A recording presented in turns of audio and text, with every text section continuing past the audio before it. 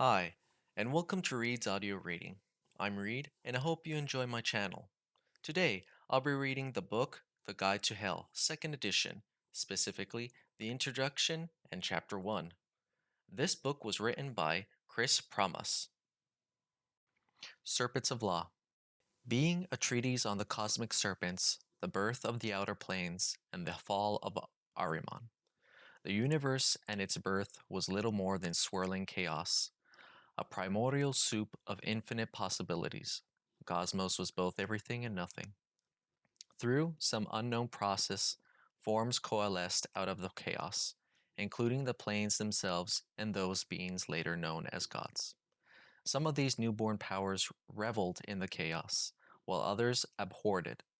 The conflict between these two groups, between law and chaos, defined the planes and the laws that they would obey. The mightiest of law's champions were the twin serpents. These cosmic serpents expressed the duality of law. They were unstoppable when they worked together. Jazirian, winged and feathered, dedicated herself to the cause of good, while Ahriman, scaled and forked of tongue, embraced the darker path of evil. Despite their differences, they were first and foremost agents of law.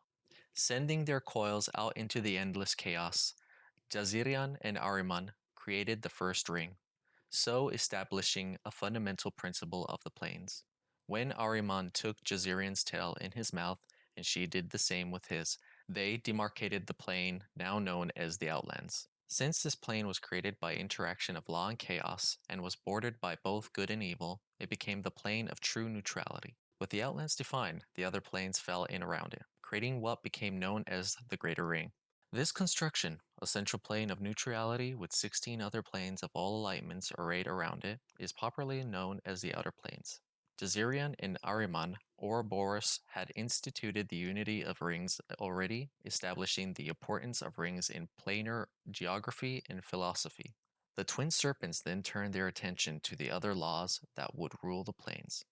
In honor of their triple aspects, law, good, and evil, the serpents established the law of threes, decreeing the importance of the number 3 in all spheres. After applying this law, they decided they needed another law to complete their triumvirate. Both agreed they should define the center of the universe, about which they would remain coiled.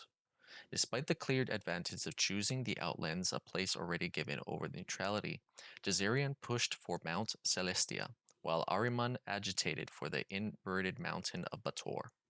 For the first time, the twin serpents disagreed the importance of law. Ahriman wanted the plane of law and evil to have pride of place, while Jazirian felt the same way about the home and law of good. The two cosmic serpents struggled back and forth, neither willing to concede the point in the interest of law. The great ring shook as the two serpents rocked the foundation of the outer planes. With Jazirian pulling towards heaven and Ahriman straining towards hell, the two serpents tore themselves apart. Jazirian, free at last from her evil consort, flew up the Mount Celestia, also known as the Seven Heavens. Her tail, its tip bitten off by her rival, scattered blood among the upper planes. Where each drop landed, a coil sprang up fully formed. Meanwhile, Ahriman, lacking the wings of Jazirian, fell into the pit of Bator. The fall was long and deposited the great serpent on the lowest level of the pit. He too bled as he fell, and his tainted vitae gave birth to the devils of Bator. Ahriman, damaged from his fall and embittered from his struggle with Jazirian, embraced these dark offspring as his own. With the unity of law broken, no center of the universe was chosen, and so it has remained. The planes envisioned by the forces of law as bordered and finite now stretched into infinity. Paradoxically, the lack of center became the embodiment of the third law the twin serpents desired, a nod to chaos in an orderly universe. Both Jazirian and Ahriman were weakened by their struggle. They had invested a great deal of their power in defining the outer planes, and were much diminished in their aftermath of their battle. So it was that the other gods usurped them, founding pantheons and spreading their influence throughout the planes. But neither Jazirian nor Ahriman has passed beyond, as much as the multiverse would like to forget them. One day, a force of darkness may erupt from the pit of Bator, and only Jazirian would stand in the way of utter annihilation of the cosmos. Pray that day does not come. Introduction. The concept of hell has been around for a long time.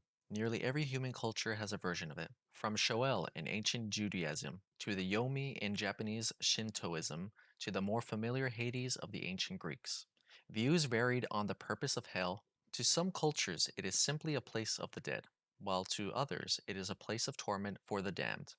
The Buddhist hells were certainly a place of torture, but such abuse was meant to cleanse the soul before its reincarnation. Christian hell, on the other hand, is the final destination of the damned, where they will spend all eternity burning in the flames of perdition. But hey, this is gaming, right? Theology is perhaps best left at the door.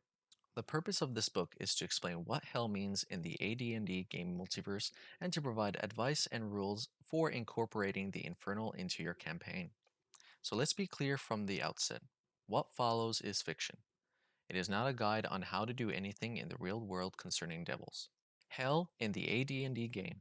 There is no dominant religion or pantheon in the Advanced Dungeons & Dragons game, but there is a hell, originally called the Nine Hells and later known as Bator. What is hell's place in the cosmology of the planes, and how does it correlate in the religion at all? Those answers relate back to the outer planes and what they represent.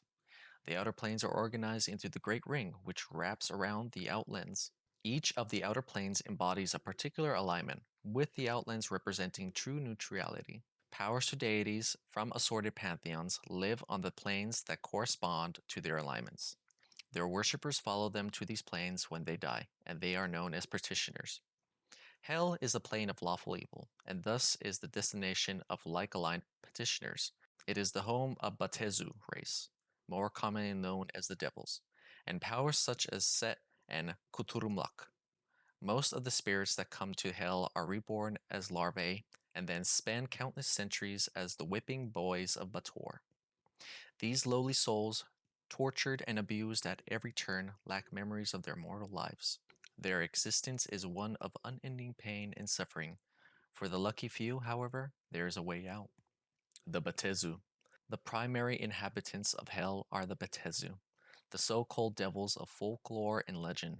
They are a race unto themselves and a quintessence of law and evil. In the distant past, the Batezu discovered that they were wriggling larvae.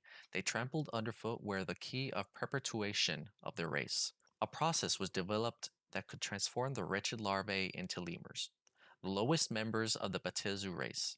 This discovery swelled to the ranks of the devils and has enabled them to keep up with their rivals, the Tanari of the Abyss. The Betezu are a very strange race. Although the lowliest members of the hierarchy are horribly mistreated, devils believe in getting ahead through any means. A lemur can earn promotion to a higher form and from there conceivably climb up the hierarchy to become a pet fiend or perhaps something even greater. The very types of devils are really just different forms in the evolution of devil kind. Although Batizu change shapes as they advance through the hierarchy, they always retain their memories. What good would years of carefully collected secrets be if they were lost in the next promotion? Devils are generally split into three classes: least Batezu, lesser Batezu, and greater Batezu. The least Batezu are lemurs, Nurpribos, and Spinagons. Most devils never evolve out of these forms, but a lucky few rise to the next level. The lesser Batezu include Abishai, Barabazu, Erinias, Hamatula, Carachons, and Asolus. Each of these types have a job within the hierarchy. The ultimate goal of the lesser Batezu is to achieve the status of greater Batezu. These powerful devils include Aminizu, Cornugons, Gelugons, and Pet Fiends. Standing above the whole of the Batezu race are the Lords of the Nine, the legendary rulers of Hell. Each of these lords rules a layer of Hell and control a court of Batezu nobility. Asmodeus, the Lord of the Ninth, resides in the depths of the pit, and all the other lords serve him. The lords are only dimly understood, but all fear their power.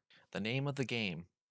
Devils are by nature deceptive. One of the most common ways in which they muddy the waters of scholarship is by the use of several different names. Because it is a difficult enough job to gather reliable information on devils, many historians of the diabolical mistakenly list each name as a separate devil. Devils compound this confusion by using these taken names that sound very similar and those of existing devils. When an obscure name is encountered, it is difficult to tell if it is a misspelled version of an existing name, a new name for an older devil or entirely new devil. Where possible, multiple names have been listed for pertinent personalities. The confusion is worse for players and dungeon masters who switched over from original edition AD&D game to the Planescape campaign setting, which tends to use different names for many older devils. DMs are encouraged to use the names they prefer, since one is as good as the next. They are also encouraged to use the name game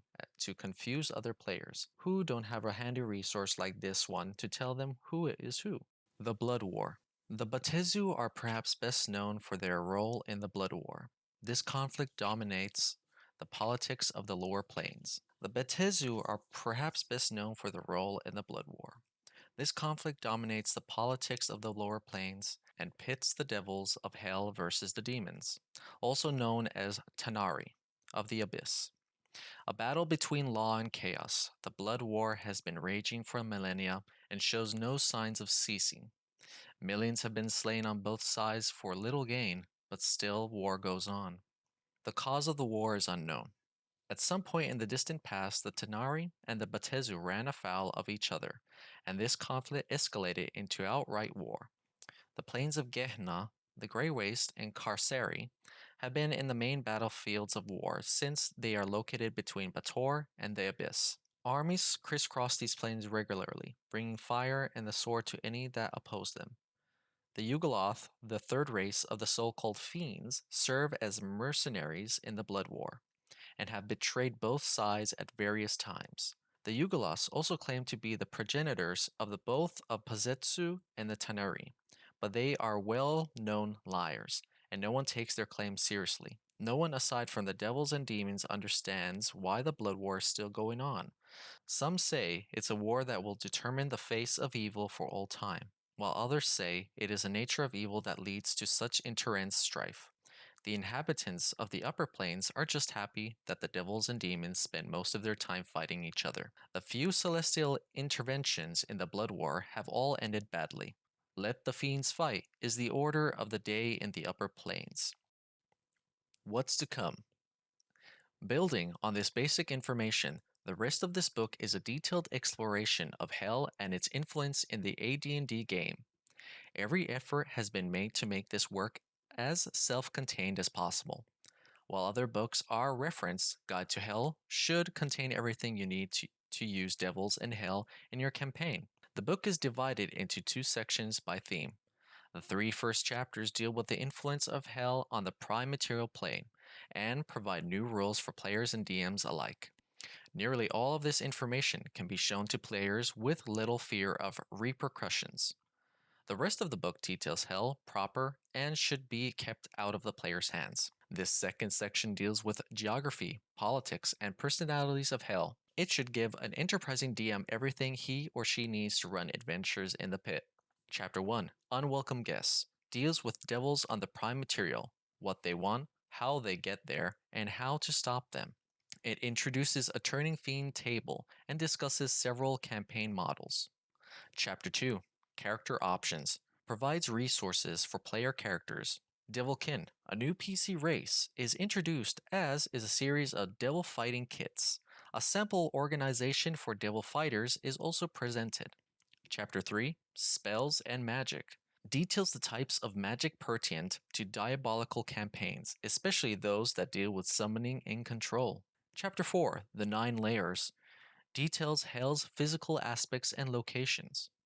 Chapter 5, Personalities, delves into the most powerful entities in Hell. Here you'll find descriptions of the Lords of the Nine and their statistics, as well as notes on the Dark Eight and the other powers that inhibit Hell. Chapter 6, The Diabolical Campaign, provides some guidelines for adventuring in Hell. It includes campaign models, magical conditions, and rules for Bazetsu spell casters. The appendix, Denizens of Hell, offers a new type of devil, the Mizikims, plus abbreviated statistics for elven existing types of devils. For those who do not have this information from a Monstrous Compendium, Monstrous Manual, or Planescape production. Chapter 1, Unwelcome Guests. Devils are frequent visitors to the prime material plane. Superstition has it that they can only come to a prime world if they are summoned, but summoning is merely the most common method. In fact, devils are free to travel the planes if they have the means and the permission to do so. Since devils live in a lawful society, authorization to travel is not always easy to obtain. Usually, only trusted minions are sent to the prime since it offers freedom and opportunity unknowable in hell itself. What devils want? Being a devil is all about getting ahead. Devils are schemers and players looking for a way to claw their way up the ladder of a diabolical hierarchy. Thinking of them as the plainer version of yuppies is pretty much accurate. One of the best places to gain power is the prime material plane, since it is full of mortals who are easy to manipulate. The prime gives devils access to mortal minions, potent magical items, and sometimes even souls. All these resources can help a devil advance to a new form or find a new position in the hierarchy. Gaining power is any devil's motivation for dealing with mortals, and the motivation is a big part of what makes devils dangerous. All devils have agendas, and it can be easy to get caught up in their games. Dealing with devils. Mortals have an unhealthy fascination with the denizens of hell. Despite the obvious perils involved, many mortals continue to study things diabolic. They enact dangerous rituals, compile dubious lists of infernal names, and in extreme cases, summon up devils from below. Some of these mortals are just youngsters with a taste for danger, while others tread the path of diabolism. All those who try to deal with the devils put themselves at terrible risk, but most don't realize it until it's too late. Diabolism consists of two parts: the connection and the bargain. The connection. Devils, except for NRES, usually come to the prime material plane only when summoned. Most of the time, therefore, those on the prime must first summon a devil before striking a deal. Several infamous tomes detail such spells, and many wizards have copies of those books in their libraries. Since these spells require a fair amount of magical skill, the majority of mortals who deal with devils are mages of some kind, or people with enough money to hire a mage of appropriate level. Some summoning spells leave devils free to roam the prime material plane for up to 2 years. Devils at large use their time on the prime to promote the cause of law and evil, and they frequently strike deals with mortals to boost their own power. The root of many cults and covens is a clear devil who knows how to manipulate mortals. In this case, it is the devil that initiates contact, likely after observing good prospects from the shadows. The bargain. Once contact with the devil has been established, the bargaining can begin. Popular opinion has it that a devil must live up to its end of any bargain it agrees to. While devils generally do so because of their lawful nature, they are under no obligation. Only the use of spells, minor pact and major pact, ensure that the devil must fulfill the letter of the contract. Mortals can attempt to bargain for nearly anything, but there are limits to what individual devils can provide. While this discretion is ultimately up to the DM, some common diabolical services include: 1. Finding or retrieving particular items or people; 2. Providing gifts of money, magical items, or spells; 3. Protection from injury; 4. The elimination of an enemy; and 5. Political or spiritual power. Devils, of course, want something in exchange for their services. Foolish mortals agree to vague terms such as doing a favor for the devil sometime in the future. More savvy bargainers nail down concrete terms, such as specific sacrifice, service, or magical item. The DM should give some thought to the devil's agenda when running bargaining session. The Patetsu may want an agent to act against a rival, a patsy to take a fall, or a soul to corrupt. Often, the deals struck are meant to set mortals down the path of law and evil, so their spirits will be reborn in hell when they die. Diabolical tricks. It must be remembered that devils are first and foremost evil. They are not making bargains out of the goodness of their hearts, but to make themselves more powerful. If they can get a service from a mortal for nothing return, they certainly will. To this end, devils have become the premier lawyers of the outer planes. They are experts in interpreting contracts on their benefit and finding loopholes to get them out of their obligations. If there is a chink in the armor of a contract, a devil will find it. They have millennia of experience on their side, a fact few mortals seem to appreciate. Below are some common diabolical tricks. The promise: I will abide by the terms set forth in this contract. The trick: the contract has additional sections written in visible script or in a dead language that consigns the mortal to years of service in the pits of Bator. The promise: I will not kill you when our pact is concluded. The trick: the devil can send minions or allies to do the deed instead. The promise: I will give you wealth greater than that of kings. The trick: the devil could grant such wealth, but it also could be quickly taken away. Also, the wealth of which king is not specified. Dead or deposed kings may have no money at all. The promise: I will take you to the nearest gate out of hell.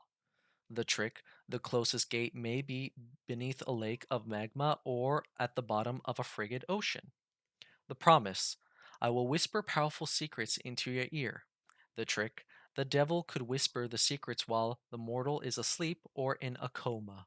Fighting back. The good news for mortals is that they are not entirely helpless in the face of diabolical trickery. First, there are several spells that painfully compel devils to do the caster's bidding. These spells include ensnarement, spirit rack, and true name. They replace the bargaining aspect by using the true names of devils against them. Of course, these spells also usually create an immortal enemy for the caster, not the most beneficial of side effects. Clerics have a second way to deal with devils: banishing them. The real problem with killing devils on the prime material is that they don't stay dead. Spazitsu, slain outside hell, reform in the pit as Nuperibos. In theory, they must then fight their way back up in their old position. In practice, most powerful devils have contingency plans to hasten their ascension, usually loyal lieutenants who help support them and restore them to their position in short order. While even this process is likely to take a number of years, the fact is that devils live a long time and they know how to hold a grudge. Turning fiends. The player's handbook touches on the subject of turning devils and demons in the paladin class description, but never really differentiates between undead and fiends. In fact, the two are quite different, as is the turning process. Undead are animated with energy from the negative material plane, while fiends are simple creatures from one of the lower planes. When a cleric turns undead, she channels divine power through herself to terrify them. Essentially, the priest patron god is using the priest as a weapon against the undead. Dealing with fiends is different, since fiends are of an outer planes and understand something of how powers work. In this case, the priest's god is telling the fiends that the priest is under the god's protection. When priests become sufficiently powerful, the patron gods will banish lowly fiends back to their home planes for their insolence in attacking such a pillar of the church. Since fiends are so different from the undead, they really require a separate chart to handle their turning.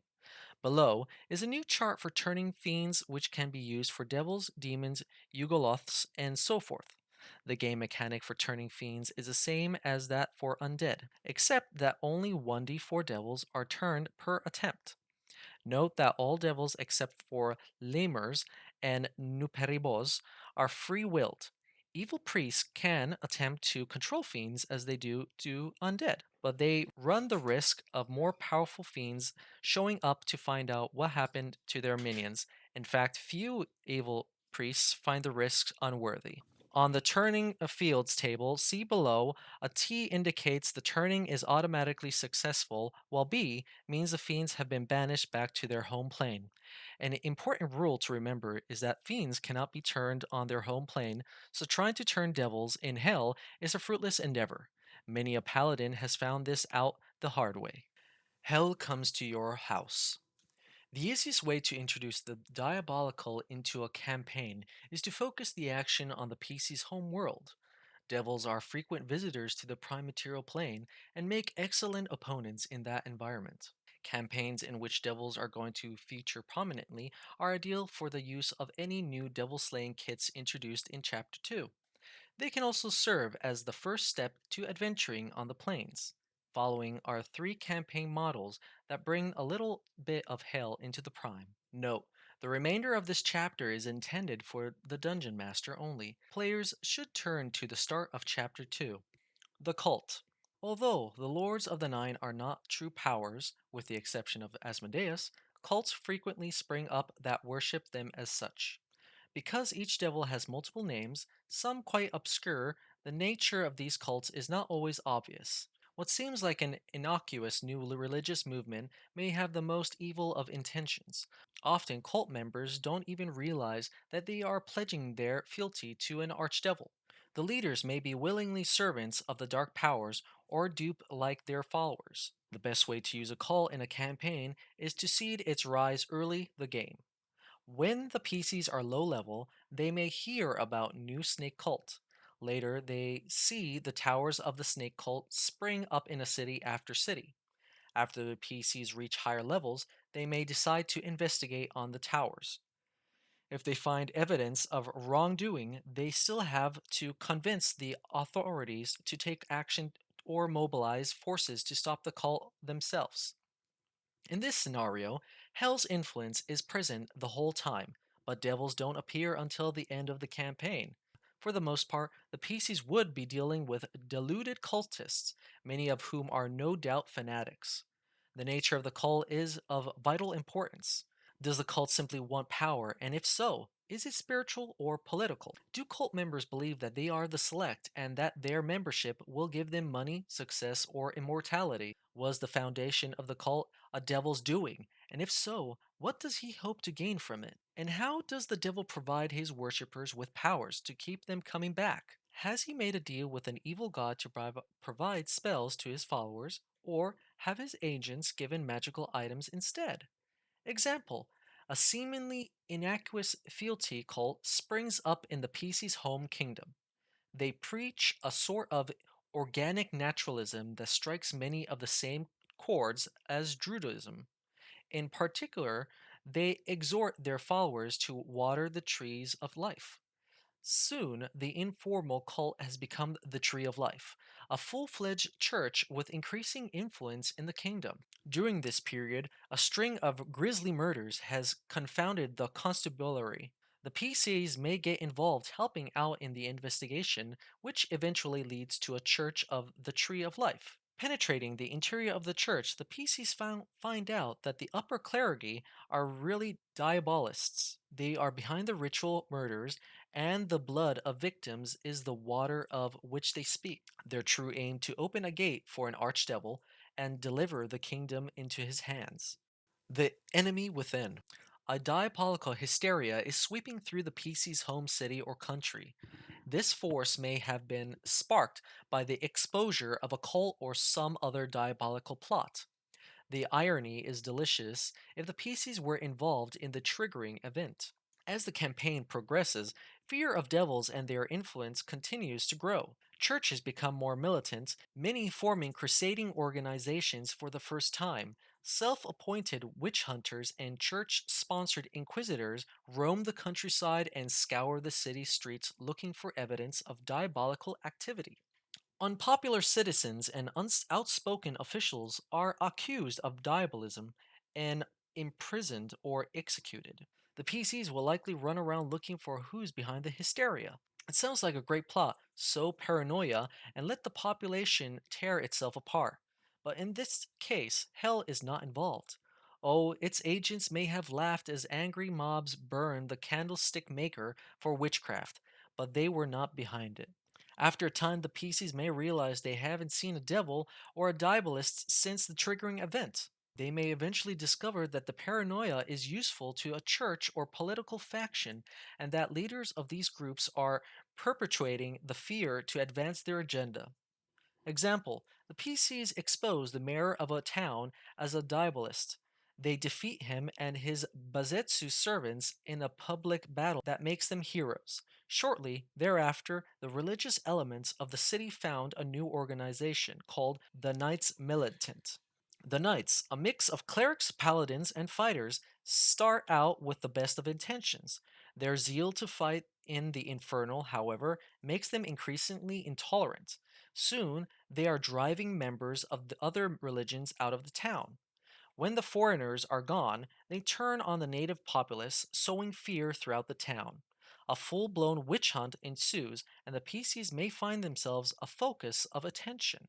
After all, what better way to win the town's trust than by defeating a diabolist and his minion? Only the Knights Militant could uncover such a diabolical plan, and they won't rest until the PCs have confessed and repented. The invasion. DMs who don't want to delve into the violence and bigotry that lurk in the hearts of men may be more amenable to a classic confrontation between good and evil. In the last scenario, the forces of hell are more than interested in the PC's homeworld. They want to destroy it. The DM needs to come up with two ideas for this campaign to work: a compelling reason for the forces of hell to unleash themselves on the prime world, and a way to get them there. He or she also needs to decide which devil is behind the invasion. For an option of such scale, one of the lords is certainly appropriate. A diabolical army may want to invade a prime world for a number of reasons. They may have been tipped off that the Tenari are planning to invade, so they preempted their hated enemies to deny them the prize.